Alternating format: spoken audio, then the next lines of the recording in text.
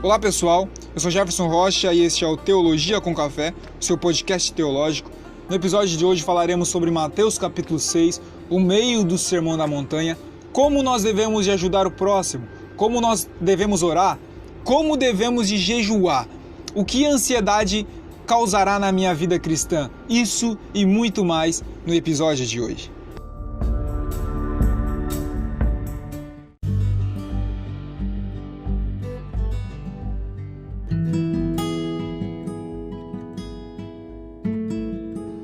O capítulo 6 de Mateus é dividido em 3 partes: instrução sobre caridade ou esmola, oração e jejum. No versículos 1 ao versículos 4, que falam sobre esmola e caridade, Jesus diz: guardai-vos de fazer as vossas esmolas diante dos homens, para ser vistos por eles. Aliás, não tereis galardão junto de vosso Pai que estás no céu. Quando, pois, derem esmolas, não faças o tocar de trombetas diante de ti, como fazem os hipócritas nas sinagogas e nas ruas, para serem glorificados pelos homens. Em verdade eu vos digo que já receberam o seu galardão. Mas quando tu deres esmola, não saiba a tua mão esquerda o que faz a tua mão direita, para que a tua esmola seja dada ocultamente, e teu Pai que vem em secreto te recompensará publicamente. Jesus aqui ele exorta as pessoas que fazem caridade, que dão esmolas, a fim de ganhar aplausos, com o propósito de aparecer. Edwards afirma que a qualidade das ações externas é determinada por aquilo que as motiva. Jesus chama isso de hipocrisia e chama os que assim praticam isso de hipócritas, que significa alguém que coloca uma máscara e finge ser algo que não é. Jesus ele fala dos lugares onde essas pessoas habitam, nos lugares religiosos, como a sinagoga, como também nos locais seculares, que são as ruas. Tudo o que eles queriam, tudo o que os hipócritas desejam é aplausos. Eles querem ser vistos e ser aplaudidos. Hoje vivemos numa cultura, vivemos numa era onde a publicidade tem ganhado destaque em nosso dia a dia. Como se isso não bastasse, as redes sociais, onde os likes, onde os compartilhamentos, onde as visualizações, onde tudo que a gente vivencia tem que ser mostrado. Jesus ele nos adverte que as esmolas não devem de funcionar dessa forma. Embora a nossa realidade tecnológica, a nossa cultura, o nosso século, o século XXI ao qual vivemos, tudo é moderno, tudo é mostrado, tudo é monitorado. Jesus mostra que as esmolas devem ser o mais discreto possível. Nós devemos de fazer com a maior descrição possível, para não nos tornar igual os hipócritas. Essa afirmação que Jesus faz aqui no verso 3, provavelmente é uma afirmação proverbial, indica uma hipérbole, ou seja, um exagero proposital. Ou seja, ninguém precisa nem deve ficar sabendo quando ajudamos alguém. Segundo o teólogo Charles Ellicott, é possível que haja alguma referência à prática de usar a mão direita ao oferecer oferta nos altares. Quando essa recompensa que Jesus nos fala será dada, não nos é informado. Acreditamos que seja no céu, como nos mostra Mateus capítulo 5, versículo 12, a recompensa nos céus. As esmolas não devem ser um objeto de publicidade pessoal. Ao ajudar, devemos fazê-lo de forma sincera. Não deve haver nenhuma pretensão de impressionar ou mostrar superioridade. No século qual vivemos, devemos de guardar o celular quando ajudar o próximo. No momento em que vivemos, devemos de nos privar das redes sociais, devemos nos privar das nossas câmeras para ajudar o nosso próximo. Aí sim, o propósito estará concluído.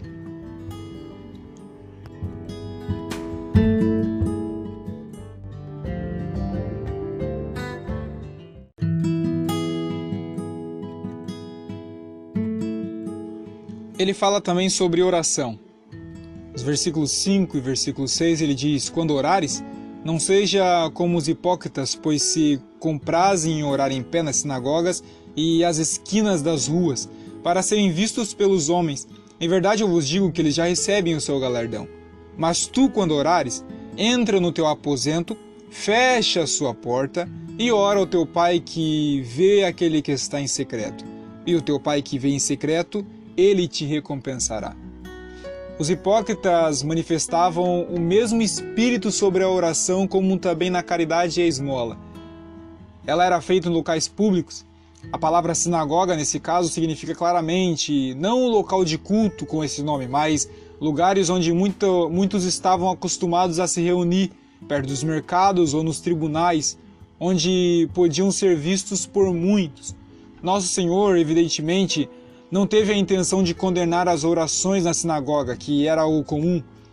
Poderia-se dizer que ele condenou a oração daqueles que queriam aparecer, enquanto negligenciavam a oração secreta. Mas não parece ser a sua intenção. Os judeus tinham o hábito de orar em lugares públicos. Em certo momento do dia, eles regularmente ofereciam suas orações. Onde quer que estivessem, interrompiam seu trabalho e cumpriam as suas devoções. Isso também é praticado atualmente em todo lugar por muçulmanos, em muitos lugares por católicos romanos. Parece também que eles procuravam publicidade e consideravam essa prática uma evidência de grande piedade. No verso 6, Jesus nos mostra que Deus ele nos espera no secreto. Deus ele espera os seus no secreto, como falamos no início do podcast passado, em Mateus capítulo 5, uma introdução ao Sermão da Montanha, que Deus ele nos espera algo, ele espera algo dos seus discípulos. Por isso o Sermão da Montanha é uma mensagem também aos cidadãos do reino de Deus, uma mensagem à pregação do reino, o maior sermão pelo maior pregador, sendo o sermão do reino. Nos fala que Deus ele nos espera na intimidade do secreto.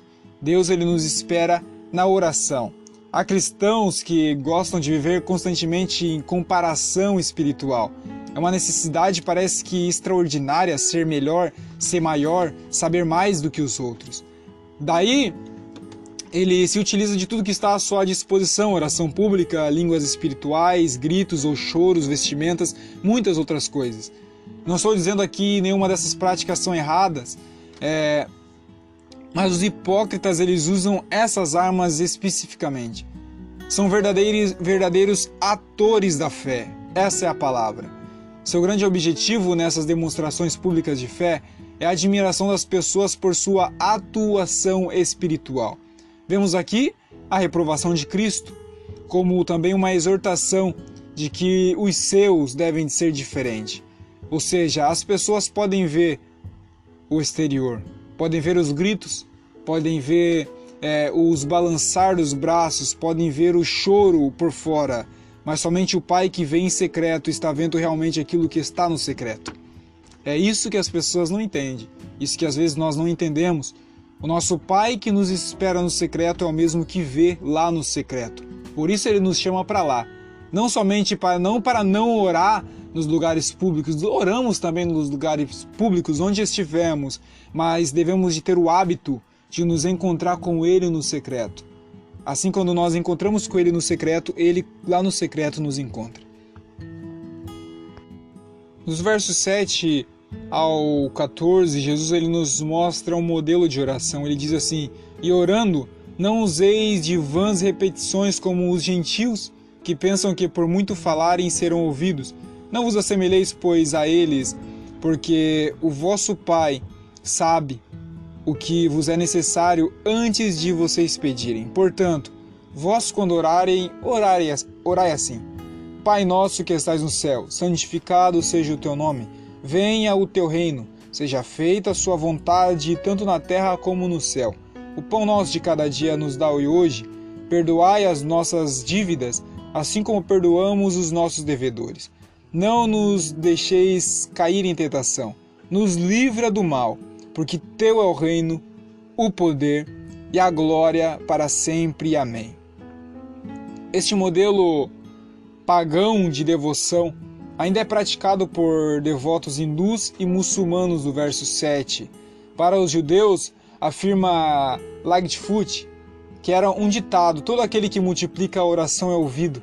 Na Igreja de Roma, essa prática não só é levada a um grau vergonhoso, mas, como bem observa Toluc, a própria oração que o Senhor deu como antídoto para a repetição inútil é a mais abusada para este fim supersticioso.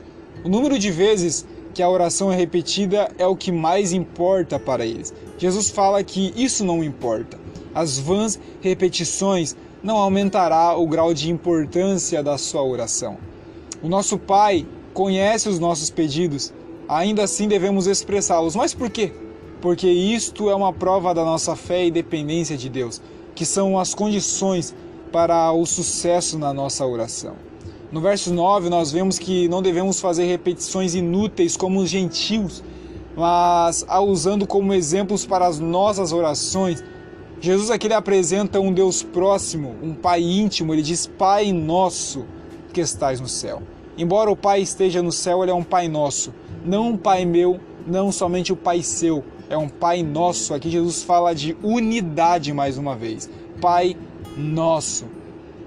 No verso 10 nós vemos que o reino de Deus, que o teu reino seja plenamente estabelecido.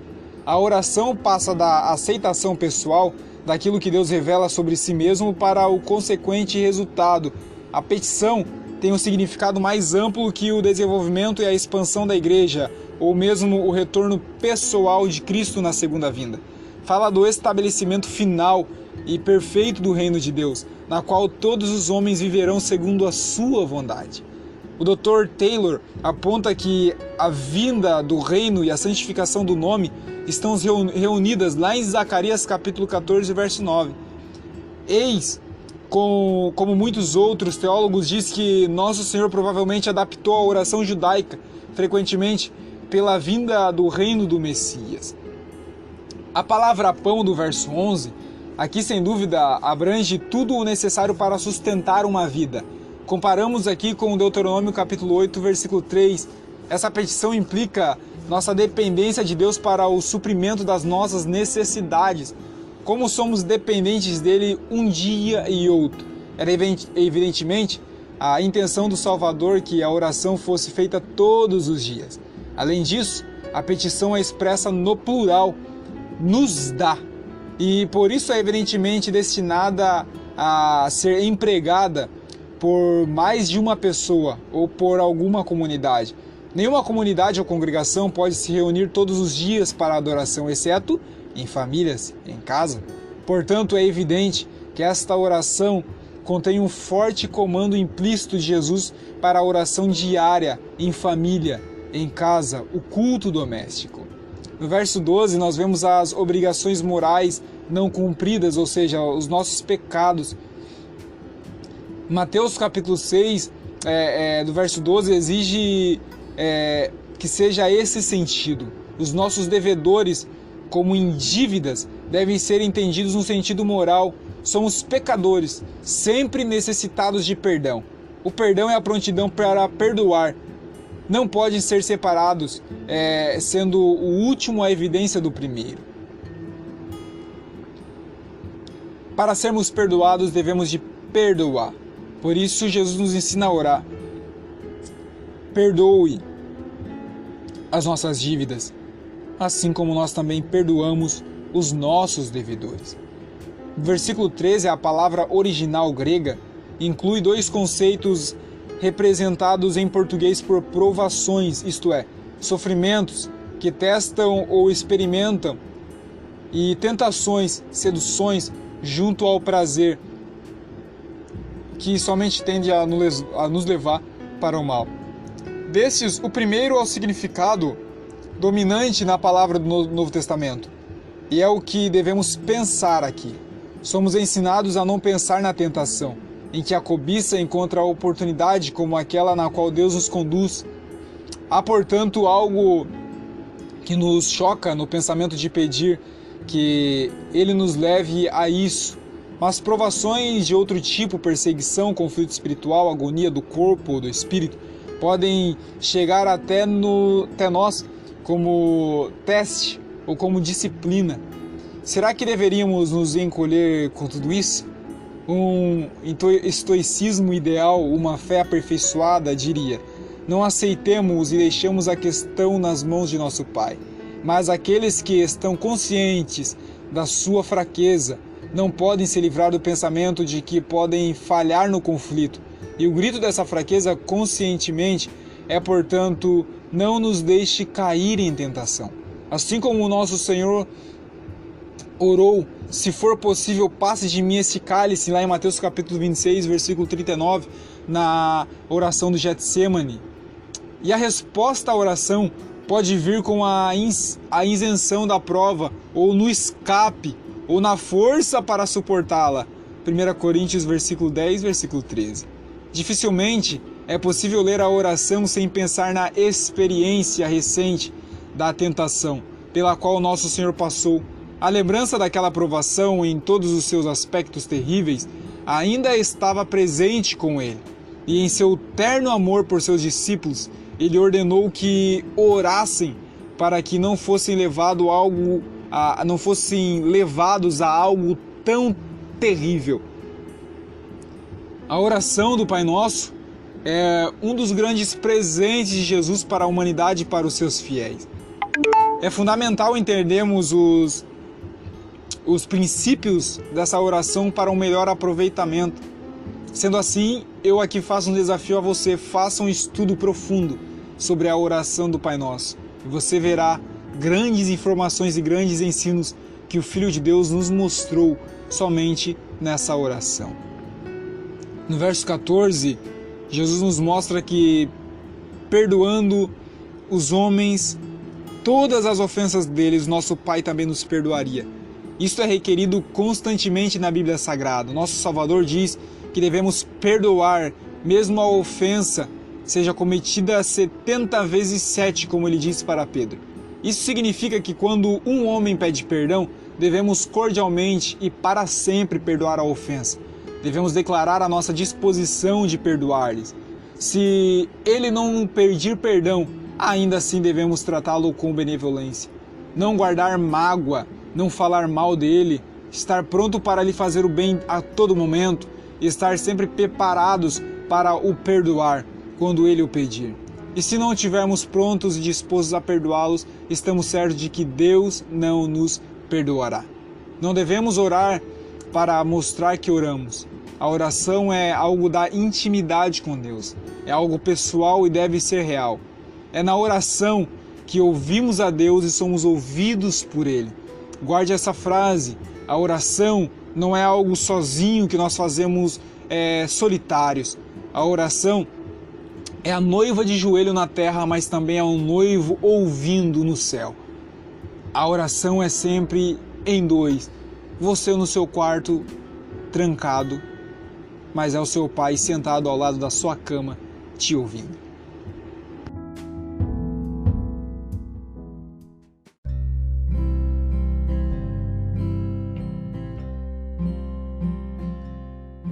Nos versículos 16 ao 18, ele nos ensina a jejuar.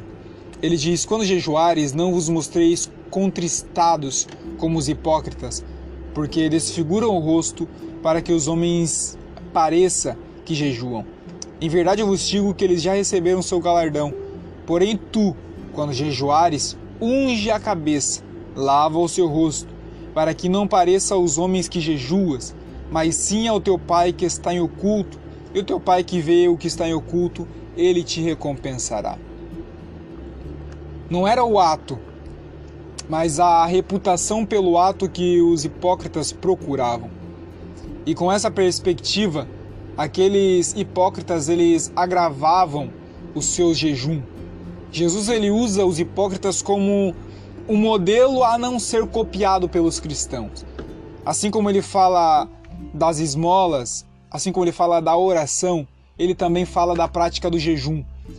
Eles parecem contristados, a sua face você vê que eles estão jejuando.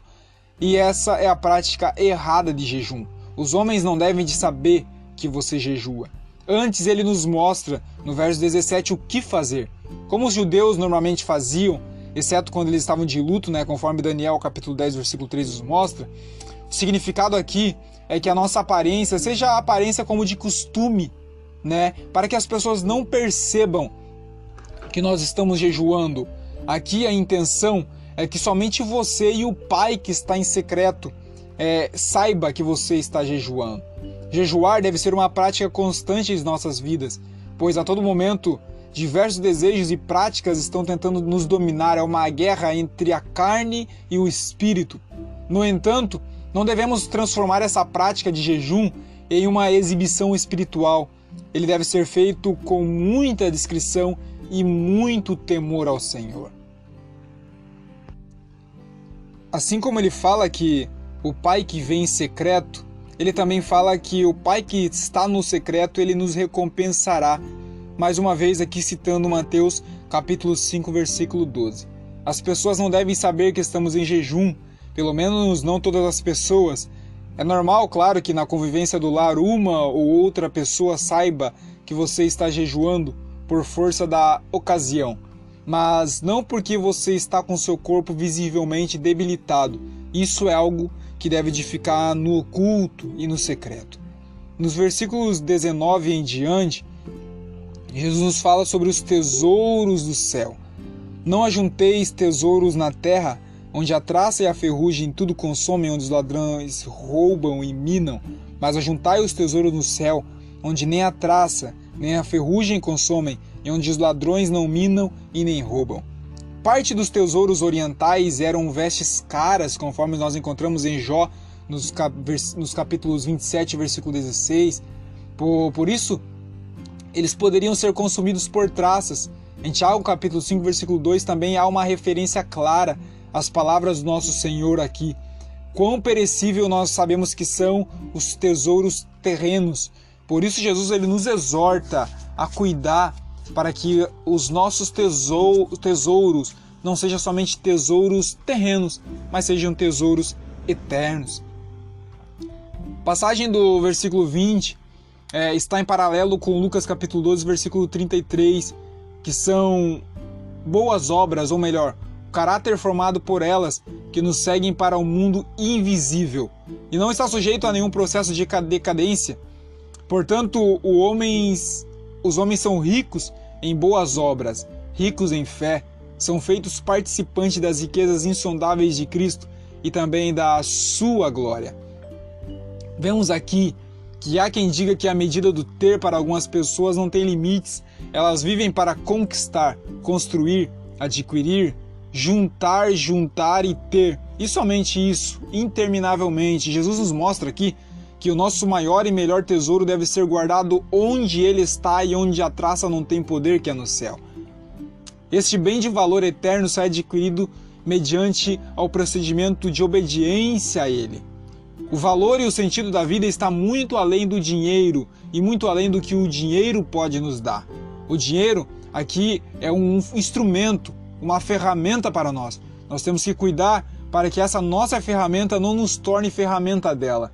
Por isso que Jesus aqui fala sobre o Deus Mamon, né? Nós não devemos de transformar o dinheiro em nosso Deus. Não devemos de transformar o dinheiro em algo que merece a nossa adoração. Nos versículos 21, Jesus diz: os homens podem tentar convencer-se de que terão um tesouro na terra e também um tesouro no céu, mas ao longo prazo, um ou outro afirmará sua pretensão de ser o verdadeiro tesouro e reivindicará a lealdade do coração. E como nós teremos a certeza de que estamos acumulando tesouro no céu e agindo de maneira simples e pura para a glória de Deus? Aqui no versículo 22, Jesus nos responde isso, prestando atenção nas nossas consciências e mantendo-as saudáveis. Estamos muito inclinados a acreditar que elas certamente nos levarão ao que é certo, esquecendo que a própria consciência pode ser obscurecida pelo pecado. A consciência é como o olho a qual ele usa aqui. Quando o olho está saudável, todo o corpo é cheio de luz.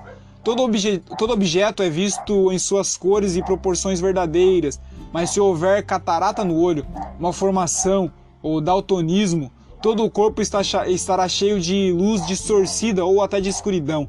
Assim pode ser a consciência e por isso somos advertidos contra confiar cegamente na nossa consciência, que pode, através do pecado passado ou da falta de educação moral, estar vendo as coisas em uma luz falsa, ou até mesmo ser totalmente corrompida, proporcionando-nos escuridão moral em vez de luz. Devemos submeter todas as nossas consciências ao ensino de Jesus Cristo e ter certeza, antes de confiar nelas, que elas emitem os julgamentos morais e são tão sensíveis quanto aos dos melhores cristãos. Quando as nossas consciências estiverem sã e nossa alma cheia de luz, poderemos discernir se estamos servindo a Deus ou ao Mamon.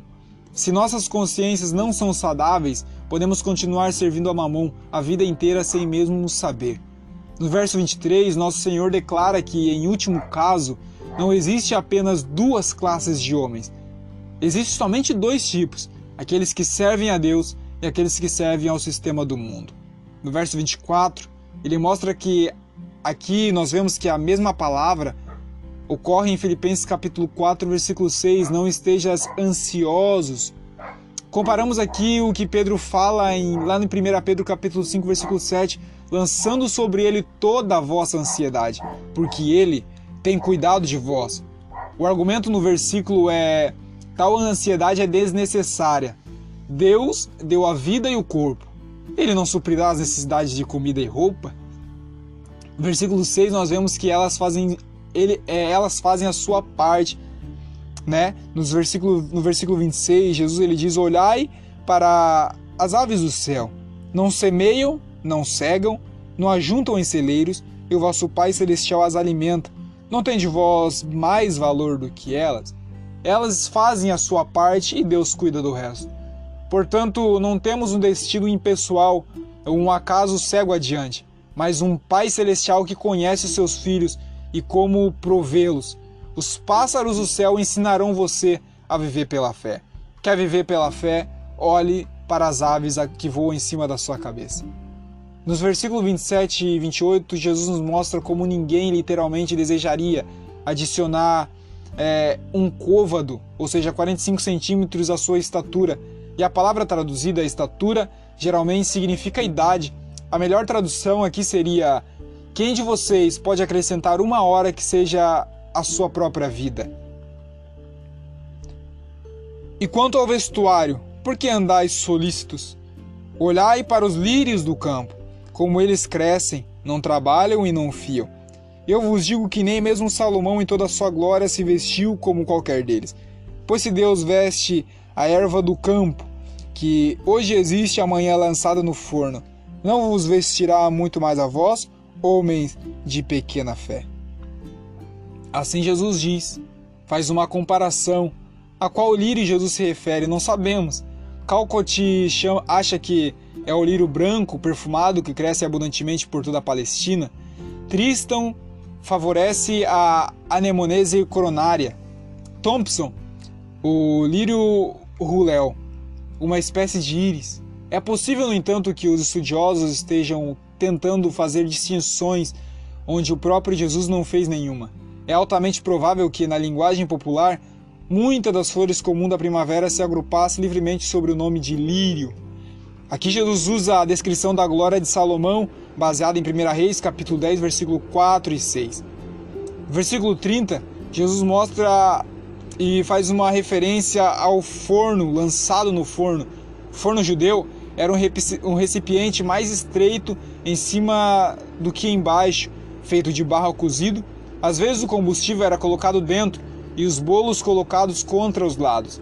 Às vezes o forno era aquecido com fogo aceso por baixo e à sua volta. A erva do campo, incluindo os lírios, assim como os galhos e a madeira, era provavelmente usado como combustível. Aí Jesus ele faz uma gentil repreensão ao orgulho nacional dos israelitas. Em outras palavras, vocês desprezam as nações pagãs e se consideram como o povo de Deus, mas são melhores que eles e se buscam apenas o que eles buscam. Aqui estou falando do verso 32. Porque todas essas coisas os gentios procuram. De certo, o vosso Pai Celestial bem sabe que necessitai de todas as coisas. E aí Jesus fala algo muito profundo: buscai primeiro o reino de Deus e a sua justiça, e todas essas coisas vos serão acrescentadas. Observe que a promessa feita não aos ociosos, aos negligentes ou aos cruéis, mas sim aos justos. Bem-aventurados os justos, porque eles obterão justiça. Aqueles que buscam primeiro o reino de Deus e a sua justiça. No versículo 34 ele diz: não vos inquieteis, pois pelo dia de amanhã, porque o dia de amanhã cuidará de si mesmo. Basta cada dia o seu próprio mal. Ou seja, tratará as suas próprias razões para a ansiedade. Logo, basta cada dia o seu próprio mal. Cada dia traz consigo suas próprias preocupações. E antecipar as preocupações é simplesmente dobrá-las e redobrá-las. Jesus ele mostra que a ansiedade não nos leva a lugar nenhum. É algo inútil. Não adianta ficar tentando resolver tudo ou dar um jeito em tudo. Nossas ansiedades não são supridas pela nossa competência, mas sim por nossa dependência de Deus. Ansiedade nos mostra o quão incrédulo e quão longe de Deus estamos. Quando seguimos esses preceitos de Jesus, nós desfrutamos de paz, desfrutamos de uma confiança constante. É importante que a nossa perspectiva de vida, que o nosso pensamento esteja alinhado aos princípios da Bíblia Sagrada. A maneira como eu observo a minha vida e a situação vai determinar como eu vou me sentir posteriormente. Confiar no Senhor, lançar sobre Ele toda a nossa ansiedade, é o caminho de descanso, é o caminho de segurança da alma, na qual o próprio Deus quer que nós vivamos.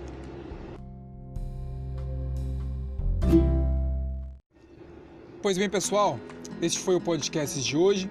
No próximo episódio nós falaremos sobre o Evangelho de Mateus, no capítulo 7, o último capítulo do Sermão da Montanha.